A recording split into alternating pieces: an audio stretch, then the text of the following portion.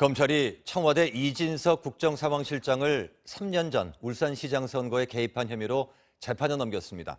재보궐선거가 끝나자마자 검찰이 그동안 미뤄뒀던 정치권, 특히 정권을 겨냥한 수사에 다시 속도를 내는 모습입니다. 양소연 기자가 보도합니다.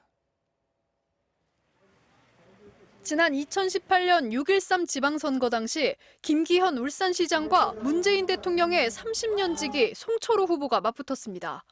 그런데 선거를 보름 앞두고 김기현 시장의 핵심 공약인 산업재해 모병원의 설립이 무산됐다는 정부 발표가 나오면서 김 시장이 타격을 입었습니다. 검찰은 선거를 8달 앞두고 송철호 후보가 청와대를 찾아가 이진석 당시 청와대 사회정책비서관을 만나 이 발표를 늦춰달라고 부탁했고, 이 비서관이 발표 시점을 미루는 데 개입한 것으로 결론짓고 이진석 현 국정상황실장을 재판에 넘겼습니다. 임종석 전 비서실장이나 조국 전 민정수석, 이광철 민정비서관 등이 개입한 증거는 찾지 못했습니다. 송철호 시장과 한병도 전 정무수석 등 13명을 무더기 기소한 지 1년 석 달 만에 이번 수사는 마무리됐습니다.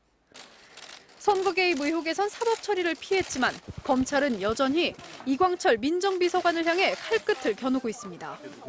서울중앙지검은 2년 전 청와대가 정국에 이용하려고 김학의 장자연 사건을 일부러 부각시켰다고 의심하고 있는데, 당시 검찰 과거사를 맡았던 이 비서관이 이 과정을 주도한 것으로 보고 있습니다. 또 수원지검 역시 김학의 전 차관에 대한 불법 출국 금지 과정에 이 비서관이 관여한 것으로 의심하고 있습니다. 청와대는 이 비서관이 관여한 적이 없다고 선을 그었지만 두 수사팀 모두 이 비서관 조사가 반드시 필요하다는 입장입니다.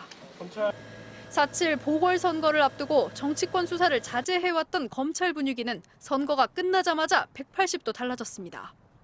특히 현 정권을 겨냥한 사건 수사팀들은 새 검찰총장이 임명돼 대규모 물갈이 인사를 내기 전에 수사를 마무리하기 위해 속도를 더욱 높일 것으로 예상됩니다.